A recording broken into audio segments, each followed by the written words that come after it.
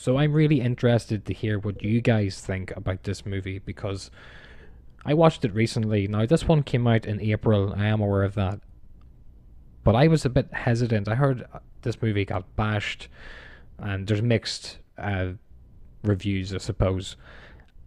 I'm kind of understanding both. You know what I mean? It's like, I get it.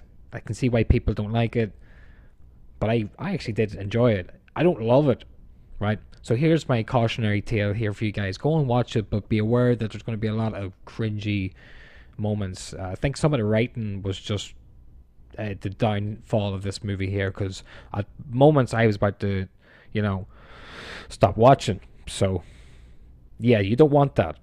And that was merely the first act. I think the third act is entertaining, but I did want to mention it because even though it was frustrating at the beginning, just just try to stick through it, you know what I mean? Because there is a good movie here, and it's directed by Steven Spielberg. I was interested in the actual virtual reality. I think I was going to see a different kind of movie. I was, there's premises you could have went with it. I'll not go into it now. I just want to talk about the actual movie. So there was a good cast as well. This movie's runtime is 140 minutes. So if you can sit down and absorb the first half an hour, you're doing well. Saw the trailer for it a while ago, and I was like, "Fuck yeah, I'm gonna watch this movie. It looks fun," and it is fun. So the main character you're probably not going to be on board with, and I think that's just intentionally where they were going. It's very frustrating seeing him make these kind of mistakes. The whole movie is focused on his interest in this creator of the Oasis. I don't know his name off heart now, but he is a real fanboy. You know what I mean? Like, he goes through the archive of this inventor. It's kind of like how people idolize Steve Jobs, same kind of thing. Once they pass on, they leave behind a legacy. He's created this invention that everyone uses. Same kind of format and stuff. So that's smart, but oh my god, it's just very, very cringy. This main character unfortunately has a fucking boner for the creator of the Oasis, and so he's very obsessed about all these hidden messages and meanings. But it actually, that actually gets rewarded. His curiosity gets rewarded, and he actually becomes triumphant in everything he does. So you have to give him that. So in one scene, he manages to put together in his head the hidden clues and decides to go backwards in the race. Just so unorthodox. Why would you ever do that? But he decides to do that.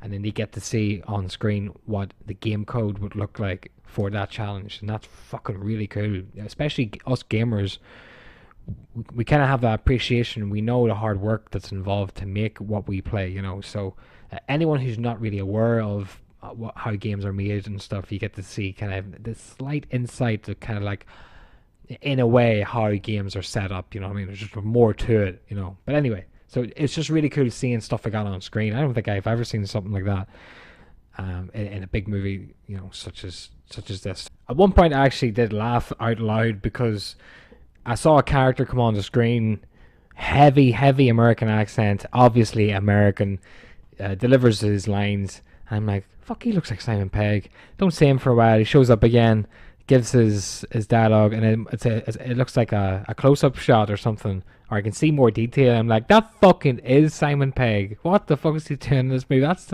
started laughing. I was like, it's like a sketch from Big Train or anything fucking funny that he's used an American accent, and so that was hilarious. So yeah, I like that, but I didn't like was the main villain here. I do like the actor, and I just can't get his name off heart now.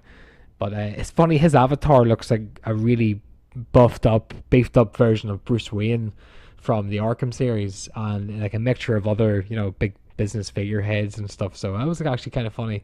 But there's a funny moment with him. He thinks he's in the real world. He thinks he's unplugged, but they're actually fooling him. He's submissive to the hostage situation, and then he realizes, hold on, what the fuck?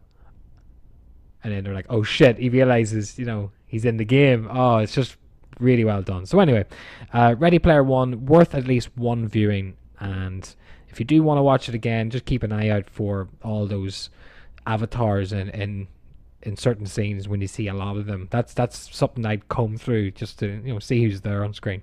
That's Ready Player One. There you go, guys, and that's my rant.